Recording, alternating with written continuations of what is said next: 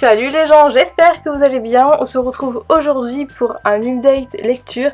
J'espère qu'il va vous plaire et on commence dès maintenant. Le premier livre dont je vais vous présenter là tout de suite, il s'agit d'un Stephen King et donc il s'agit de 1081 donc de Stephen King aux éditions Albin Michel dans la collection Lise. Alors, parlons un peu de ce livre mais avant, le résumé. Alors, la voiture resta là, arrêtée, presque au bout de la voie d'accès, sous un ciel d'avril couvert.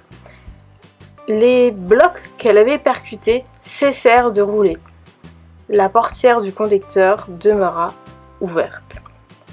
Pete Simmons, 10 ans, décide de partir explorer l'aire de repos désaffectée du 1081 quand son frère, chargé de le surveiller, part jouer avec des copains. Sur place, rien de bien intéressant pour un garçon de son âge, à l'exception de quelques vieux magazines et de cette voiture étrange garée là. Alors, j'avoue que j'ai bien aimé, mais c'était pas aussi fun que je m'y attendais. Néanmoins, ce livre va être adapté cinématographiquement prochainement. Je sais pas si c'est déjà le cas, mais en tout cas, c'est sûr qu'il va l'être. Alors, je m'attendais à quelque chose. Je m'attendais un peu à être déçue parce qu'à chaque fois que j'ai lu des livres avec des enfants, en fait, j'étais déçue. Mais en fait, je ne l'ai pas été parce qu'il y a quand même un peu pareil que les Langauriers, beaucoup d'adultes dans ce livre. J'ai aimé, néanmoins en fait, le petit garçon on le voit pas tant que ça, on voit beaucoup de gens passer par rapport à la voiture, sans spoiler, mais le petit garçon on le voit pas tant que ça, donc voilà, je trouve que c'est assez répétitif à chaque fois, on sait clairement comment ça va se passer, on arrive à deviner comment ça va se passer, et même la fin et tout, elle est hyper simple, limite prévisible et tout, donc c'est un livre qui est chouette, mais en vrai, vraiment sans plus en fait, je l'ai pas détesté, mais je l'ai pas adoré non plus, pas comme Misery que je vais vous parler prochainement par exemple. Mais c'est vraiment sans plus. En vrai, ça se laisse lire, c'est sympa, mais c'est tout. Donc là, je l'ai lu. Je pense que je le relirai pas en fait, parce que ça m'a pas apporté de sensations exceptionnelles auxquelles j'aurais aimé avoir. Mais il est cool. Donc si vous voulez lire, allez-y. C'est pareil, ça fait pas forcément peur. Enfin non, ça fait pas peur. Donc pour un jeune public qui veut commencer à lire du Stephen King, il peut commencer en fait par ce roman-là qui est assez simple en plus et qui ne fait pour le coup vraiment pas peur. J'ai aimé, mais j'ai pas détesté non plus, mais j'ai pas eu un coup de cœur non plus en fait. C'est vraiment une lecture en mode ouais ok, c'était cool mais genre sans plus, je le relirai pas. Voilà. Ensuite, j'ai lu celui-ci.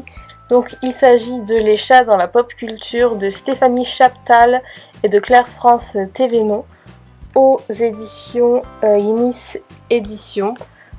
Ce livre est énormissime, mais je vais pas vous mentir que j'ai vraiment aimé le lire.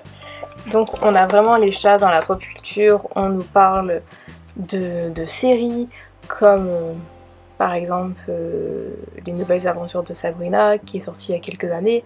On nous parle de films, on nous parle de livres. Donc les livres, il y a la trilogie de Demain les chats, de Bernard Werber, il y a La guerre des clans, de Erin Hunter, qui est une saga énorme d'ailleurs, que j'ai pas terminée. Il y a également She, de Konami Konata, qui est du coup juste là. On a également parlé de celui-ci, que du coup j'ai acheté. Enfin bref, c'est un livre qui est vraiment complet, vraiment les chats dans la pop culture de manière générale. On a parlé également du chat, de la pub Feu Vert. vraiment de tout, des pubs avec les chats qui, même si c'est pas en rapport avec la nourriture pour chats, parce que les chats se vendent tout simplement. C'est vraiment un livre qui est super complet des chats dans la pop culture. Donc je vous le montre comme ça parce que je ne peux pas faire autrement, mais genre. Mais également de Shrek, ouais, avec le chapeauté. Ça m'a donné envie d'ailleurs de regarder le chapeauté il y a pas longtemps. Enfin, j'ai un peu du mal à vous montrer ce qui c'est un chat qui est très lourd. Mais voilà, on a parlé aussi du film Le Parrain avec le chat, qui n'était pas censé être là, le chat d'ailleurs. Enfin, c'est un livre qui est super complet. J'ai vraiment trop aimé. On nous parle vraiment de dessins animés, de films, de séries, de romans, de mangas, de bandes dessinées, de pubs, de tout par rapport au chat. Il y a aussi une partie histoire avec le chat tout au début. Vraiment, c'est un livre qui est super complet. Vous allez l'adorer si vous le lisez. Après, il faut prendre le temps parce que c'est un sacré pavé. Il y a beaucoup d'écriture, plus d'écriture que d'images d'ailleurs. Mais voilà, si jamais je vous le conseille. Qui connaît ce chat? Ce chat, je l'adore. Voilà, vous pouvez reconnaître certains chats d'ailleurs. Là, on a Garfield. Là, je me souviens plus de son nom. Là, c'est dans Pokémon. Là, on a le chat de Alice au Pays des Merveilles. Là, c'est dans Totoro. Là, c'est Gros-Minet, si je me trompe pas. Lui, il me semble que c'est dans Tom et Jerry. Là, c'est le chat de l'apprenti sorcière. Enfin bref, il y a énormément de chats. Là, c'est dans les Aristochats. Celui-là, on le connaît aussi, ça a été un mème sur internet. Enfin bref, voilà, lisez ce livre, vous allez adorer si vous adorez les chats. Le dernier livre que j'ai lu pour cette update lecture, il s'agit de Prélude Animal, Animal et ensuite Prélude, de Victor Dixon aux éditions Gallimard Jeunesse. Donc en fait c'était une sorte de petite nouvelle, petit roman à lire en amont de la duologie animale. Et je n'avais aucune idée s'il fallait le lire avant, pendant, après. Du coup, je l'ai lu avant. Ça m'a pas trop traumatisée.